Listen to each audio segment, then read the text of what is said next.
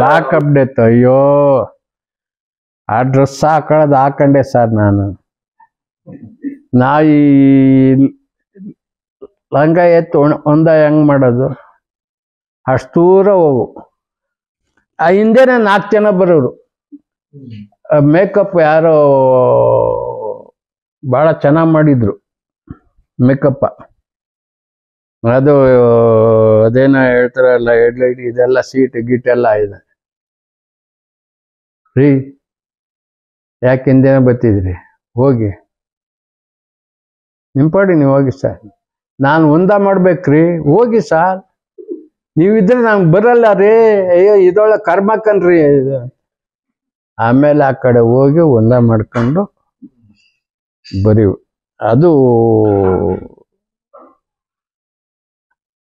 ಆ ಥರ ತೊಂದರೆ ಯಾರಿಗೂ ಆಗೋದು ಬೇಡ. ನಾನು ಹೆಂಗಸರಿಗೆ ಎಷ್ಟು ತೊಂದರೆ ಆಗುತ್ತೆ ಅಂತ ಆಗ ನನಗೆ ಗೊತ್ತಾಗಿದ್ದು. ಪಾಪ್ಯುಲರ್ ಸೀನ್ ಅದು ಹಿಟ್ ಆಯ್ತದ ನಿಮ್ದು. ಸಖತ್ತು. ಅಪ್ಪು ಅವ್ರದೊಂದು ಜಾಕಿ ಮೂವಿಲಿ ಒಂದು ಇದ್ ಮಾಡಿದ್ರ, ಕೋಳಿ ಮಾರೋ ಸೀನು. ಅದು ಎಲ್ಲಿ ಏನಾದ್ರು ನಾನು ಹೆಂಡತಿ ಬಸ್ರಿಗೆ ಆಮೇಲೆ ಕಾಸು ಕೊಡ್ತೀನಿ ಅಂತ ಹೇಳ್ತಾರೆ. ಎಲ್ಲಿ ಶೂಟ್ ಮಾಡಿದ್ರಿ? ಅದು ಹೆಂಗಿತ್ತು ಎಕ್ಸ್ಪೀರಿಯನ್ಸ್? ಹೆಸರುಘಟ್ಟ. ಅದು ಅದರದ್ದೇ ಮಾರ್ಕು ಇದು. ಇಲ್ಲಿ ನೋಡಿ, ಇಲ್ಲಿ ಆಸ್ಪತ್ರೆಗೆ ಅಪ್ಪುನೇ. ಅದು 2 ವೀಲರ್ ಅಲ್ವಾ? ಅದು ಜಾರ್ಕೊಂಡೋಗಿತ್ತು. ಆಗ ಅಪ್ಪುನೇ ಆಸ್ಪತ್ರೆಗೆ ಕರ್ಕೊಂಡೋಗಿ ಬ್ಯಾಂಡೇಜ್ ಎಲ್ಲ ಹಾಕ್ಸಿ, ಸಾರಿ ಕೃಷ್ಣಣ್ಣ ಬೇಜಾರ ಮಾಡ್ಕೋಬೇಡಿ, ಸುಮ್ಮನಿರಪ್ಪ ಏನಾದ್ರು. ಶೂಟಿಂಗ್ ಸ್ಟಾಪ್ ಆಯ್ತಾ? ಇಲ್ಲ, ಶೂಟಿಂಗ್ ಅದ್ರ ಪಾಡಿಗೆ ಅದು ಮಾಡ್ತಿತ್ತು. ಅದು ಸಣ್ಣ ವಿಷಯಕ್ಕೆಲ್ಲ ಇದು ಮಾಡ್ತಿತ್ತು. ಮನೆ ಹತ್ರ ಫ್ಯಾನ್ಸ್ ಎಲ್ಲ ಬಂದಾಗ ಹೆಂಗ್ ಮಾಡೋರು ಅಪ್ಪು? ಮನೆ ಹತ್ರ ಅಭಿಮಾನಿಗಳೆಲ್ಲ ಬಂದಾಗ ಅಪ್ಪುವನ್ನ ಹೆಂಗ್ ನಡ್ಕೊಂಡ್ರು? ಎಲ್ಲರ ಜೊತೆನೂ ಹೊರಗಡೆ ಬಂದು ಮಾತಾಡ್ಸಿ ಮಾಡ್ಕೊಂಡು, ಆಗ ಪುನೀತ್ ರಾಜ್ಕುಮಾರ್ಗೆ ಜೈ. ಕಷ್ಟ ಕೇಳ್ಕೊಂಬರ್ತಾರೆ, ಹೆಲ್ಪ್ ಮಾಡಿ ಅಂತ ಬರೋರು, ಕಷ್ಟ ಹೇಳ್ಕೊಂಬರೋರು ಮಾಡೋರು. ಕೆಲವ್ರಿಗೆ ಮಾಡೋರು. ಆ ಹೆಲ್ಪ್ ಮಾಡೋದ್ರೊಳಗೆ ಅವ್ರು ಎತ್ತದ ಕೈ ಬಿಡಿ, ಓದ್ಸೋರು ಇದು ಮಾಡಿ. ಏನು ಈ ಅಂಗವಿಕಲರು ಅಂತಾರಲ್ಲ, ಅವ್ರಿಗೆ ಇದಕ್ಕೆಲ್ಲ ಚೆನ್ನಾಗಿ ದಾನ ಮಾಡೋರು. ಅವ್ರು ಇಲ್ಲ ಅಂತ ಅಂದ ಟೈಮ್ ಹೆಂಗಿತ್ತಣ್ಣ? ಚಿಕ್ಕ ವಯಸ್ಸು, ಚೆನ್ನಾಗಿದ್ದ ವ್ಯಕ್ತಿ, ಸಡನ್ ಆಗಿ ಇಲ್ಲ. ಅಲ್ಲ, ಅವ್ರಿಗೆ 46 ವರ್ಷ, ಸಾಯೋ ವಯಸ್ಸಲ್ಲ, ಇನ್ನೂ ಇರೋ ವಯಸ್ಸು. ಆದರೂ ವಿಧಿ ಕರ್ಕೊಂಡು ದೇವಲೋಕದಲ್ಲೂ ಇದ್ದಾನೆ ಅಂತ ಅಂತೀವಿ. ತುಂಬಾ ದಿಗ್ಗಜರ ಜೊತೆ ಮಾಡಿದಿರಾ, ವಿಷ್ಣುವರ್ಧನ್, ಅಂಬರೀಷ್ ಅವ್ರ ಜೊತೆ ಎಲ್ಲ ಮಾಡಿದಿರಾ. ಅವ್ರದ್ದು ಒಂದು ಕುಚಿಕೋಣೋ ಕಾಂಬಿನೇಷನ್ ಒಂದು ಇದು. ಅವ್ರು ರಿಯಲ್ ಆಗಿ ಹೆಂಗಿದ್ರು ಅಂಬರೀಷ್ ಅಣ್ಣ ಮತ್ತೆ ವಿಷ್ಣುವರ್ಧನ್ ಅವರು? ಅಂಬರೀಷ್ ಅವರು, ವಿಷ್ಣುವರ್ಧನ್ ಅವರು, ಅಣ್ಣವರು, ಈ ತ್ರಿಮೂರ್ತಿಗಳು ಎಲ್ಲರೂ ಒಂದೇ ಥರ, ಏನು ಭಿನ್ನಾಭಿಪ್ರಾಯ ಇಲ್ಲ. ಅದು ಕರೆಕ್ಟಾಗಿ ಅವರು ಕೆಲಸ ಮಾಡ್ಕೊಂಡು ಹೋಗೋರು. ಅಂಬರೀಷ್ ಅಣ್ಣ ಇದ್ದಿದ್ದು ಹೆಂಗಣ್ಣ? ಅವ್ರು ಹೆಂಗೆ? ಅವರು ಬಿಡಿ, ಅವರು ರಾಜಮಲ್ ಗುಟ್ಟಳ್ಳಿ ಅಂತಾರಲ್ಲ, ಅವ್ರು ಯಾವಲ್ಲ ಬರೋದೆ ಏನೇನು ನೋಡ್ತಾ ಇದೆಯಾ ಅಲ್ಲಿ ಹಂಗಂದವರು ಡೈರೆಕ್ಟಾಗಿ. ಅದು ಅವರಷ್ಟು ಧೈರ್ಯ ಯಾರಿಗೂ ಇಲ್ಲ. ಅವರು ಹೇಳಿದ್ನಲ್ಲ, ಎಲ್ಲಾರ್ಗೂ ಕೆಲಸ ಆಗೋವರೆಗೂ ಇದು. ಗುಂಡಾಗ್ತೀಯನೋ, ತಿಂಡಿ ತಿಂತೀಯಾ, ಉಣ್ತೀಯಾ ಅನ್ನೋರು. ಥ್ಯಾಂಕ್ಸ್ ಅಂತ ಮ್ಯಾನೇಜರ್ ಕರೆದ್ಬಿಟ್ಟು ಅವ್ರಿಗೆಲ್ಲ 100 ರೂಪಾಯಿ ಕೊಡಿ, ಇವ್ರು 4 ಜನ ಮಾತ್ರ ಕರ್ಕೊಬನ್ನಿ ಅಂತ. ಈ ಥರ ಗಜಪತಿ ಗರ್ವಭಂಗ. ಅದು ಆ ಕುದುರೆ ತತ್ತಾರಲ್ಲ, ಅವ್ರನ್ನ ಪಳಗಿಸ್ಕೊಬಿಟ್ಟಿದೆ. ಮುಂಚೆ ಓಡಿಸಿದ್ರ ಕುದುರೆ ಅಥವಾ ಅದೇ ಫಸ್ಟ್ ಟೈಮ್? ಅದೇ ಫಸ್ಟ್ ಟೈಮು. ಒಂದು 2-3 ದಿವಸ ಕುದುರೆನ ಓಡಿಸ್ತಾ ಇದ್ದೆ.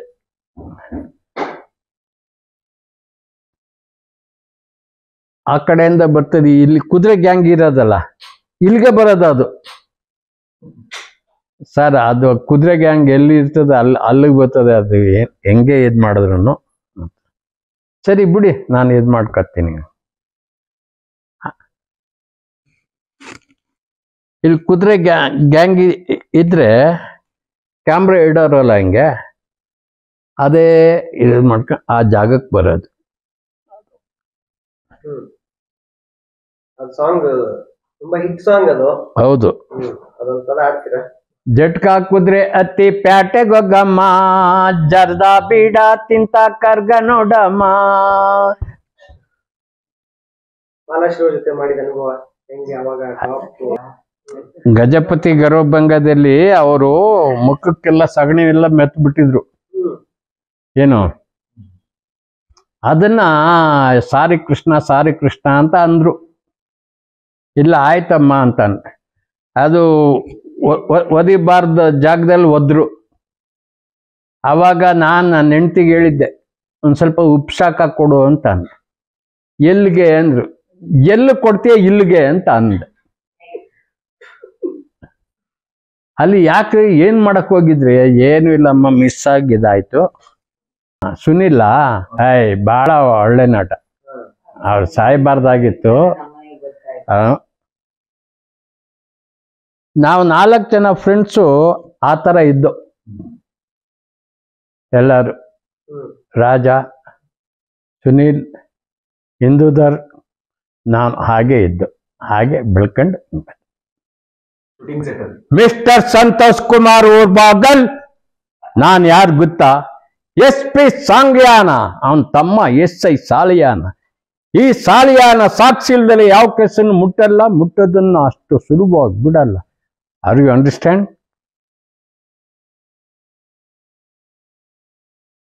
ಆ ಥರ ಇತ್ತು ಸನ್ನಿವೇಶ. ಒಂಥರ ಚೆನ್ನಾಗಿ. ಮಿಸ್ಟರ್ ಸಂತೋಷ್ ಕುಮಾರ್ ಊರ್ಬಾಗಲ್ ಗಜಗೌರಿ ಆಗಿದ್ದ ನನ್ನ ತಂಗಿನ ಗಣಪತಿ ಮಾಡಿ ಕೂರ್ಸಿದಾನಲ್ಲ, ಇದಕ್ಕಿಂತ ನೀವು ಏನಾದ್ರೂ ಬೇಕಾ?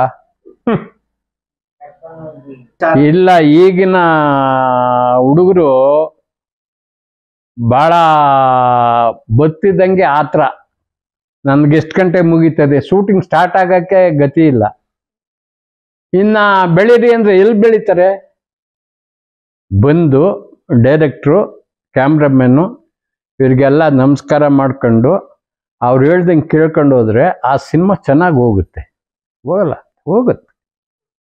ಆ ಭಯ ಅನ್ನೋದು ಇಲ್ವಲ್ಲ. ಬರ್ತಿದ್ದಂಗೆ ಎಷ್ಟು ಗಂಟೆ ಮುಗೀತದ ನಂದು ಅಂತ ಕೇಳ್ತಾರೆ.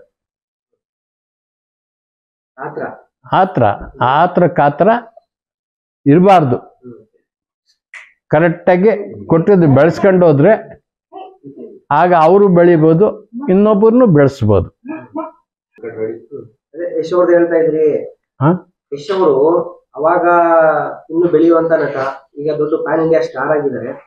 ಏನ್ ಅನ್ಸುತ್ತೆ ಫಸ್ಟ್ ಟೈಮ್ ಅವ್ರು ನೋಡಿದಾಗ ಹುಡುಗ ಹೆಂಗೆ ಅಂತ ಅನ್ಸುತ್ತೆ? ಎಷ್ಟು ನೋಡಿದ ತಕ್ಷಣ ಓ ಇವನು ಕಲಾವಿದ, ಸಾಧಿಸ್ಬೋದು, ಮಾಡ್ಬೋದು, ಮಾಡಿಸ್ಬೋದು. ಎಲ್ಲಾರ ಜೊತೆನೂ ಚೆನ್ನಾಗಿ ಬೆಳೀತಾ ಇದ್ರು. ಚೆನ್ನಾಗಿದ್ಯಾ? ಚೆನ್ನಾಗಿದೆ, ಏನೋ ಡೌಟ್ ಇದ್ರೆ ಹೇಳಿ ಅಂತ. ಹಾಗಾಗಿ ಅವರು ಬೆಳೆಯಕ್ಕೆ ಸಾಧ್ಯತೆ ಆಯ್ತು. ಎಲ್ಲಿವರೆಗೂ ಭಯ ಇರುತ್ತೋ ಅಲ್ಲಿವರೆಗೂ ಜಯ ಕೊಟ್ಟೇ ಕೊಡ್ತಾನೆ ದೇವರು. ಭಯ ಇದ್ದಷ್ಟೇ ಬೆಳೆಯಕ್ಕೆ ಸಾಧ್ಯತೆ ಅಲ್ವಾ? ನಾವು ಅದನ್ನು ಬಿಟ್ಟು ಬರೀ ಅವ್ರ ಹಾಗೆ ಇವ್ರ ಹಾಗೆ ಅಂತ ಲಂಡು ಲಸ್ಕ ಅಂತ ಮಾತಾಡ್ಕೊಂಡಿದ್ರೆ ಬೆಳೆಯಕ್ಕಾಗಲ್ಲ. ಎಷ್ಟು ಅವ್ರು ಇನ್ನೂ ಚೆನ್ನಾಗಿ ಬೆಳೀತಾನೆ ಬಿಡಿ. ಇನ್ನೂ ಬೆಳೀತಾರೆ. ಈಗಿನ ಸಿನಿಮಾ, ಆಗಿನ ಟೈಮಲ್ಲಿ ಆದ್ರೆ silver jubilee, 25 weeks, 100 days minimum. ಇವಾಗೆಲ್ಲ 1 ವಾರ 2 ವಾರ 2 ದಿನಕ್ಕೆ ಮೊಬೈಲಲ್ಲಿ ಬಂದ್ಬಿಡುತ್ತೆ. ಅಂದ್ರೆ ಆಗ ಕತೆಗಳು ಆ ಥರ ಮಾಡ್ತಿದ್ರು. ಏನು ಈಗ ಉದಾಹರಣೆಗೆ ಸತ್ಯ ಹರಿಶ್ಚಂದ್ರನ ಎಲ್ಲ ಲ್ಯಾಂಗ್ವೇಜಲ್ಲೂ ಮಾಡಿದ್ರು, ಕನ್ನಡ ಮಾತ್ರ ಸೂಪರ್ ಡೂಪರ್ ಇಟ್ಟು. ಅವರು ಸತ್ಯ ಹರಿಶ್ಚಂದ್ರನೇ, ಅವ್ರ ಚಂದ್ರಮತಿನೇ ಆಗಿತ್ತು. ಈಗ ಅವೆಲ್ಲ ಎಲ್ಲಿದೆ? ಅವ್ರು ಸಿಕ್ಲಿಲ್ವಂದ್ರೆ ಇವ್ರನ್ನ ಹಾಕ್ರಿ, ಇವ್ರು ಸಿಕ್ಲಿ ಇವ್ರನ್ನ ಹಾಕ್ರಿ. ನೀನ್ ನೋಡು ಅಂದ್ರೆ ಎಲ್ಲಿ ಓಡ್ತವೆ? ಅವಾಗೆಲ್ಲ ಎಷ್ಟು ದಿನದಲ್ಲಿ ಶೂಟಿಂಗ್ ಮುಗಿಸೋರಪ್ಪಾಜಿ ಒಂದು ಫುಲ್ ಫಿಲಮ್? ಇಷ್ಟ ದಿನ ಅಂತಲ್ಲ, ಕತೆ ಇದ್ದಂಗೆ. ಈಗ ಮಯೂರ ಬಂದು ಒಂದು 50-60 ದಿವಸ ಮಾಡ್ದು. ಅಷ್ಟು ದಿವಸ ಮಾಡೋಕ್ಕಾಯ್ತದ ನೀವು? ಇಲ್ಲ. ಮತ್ತು ಓಡು ಅಂದ್ರೆ ಎಲ್ಲಿ ಓಡ್ತವೆ ಅಲ್ವಾ?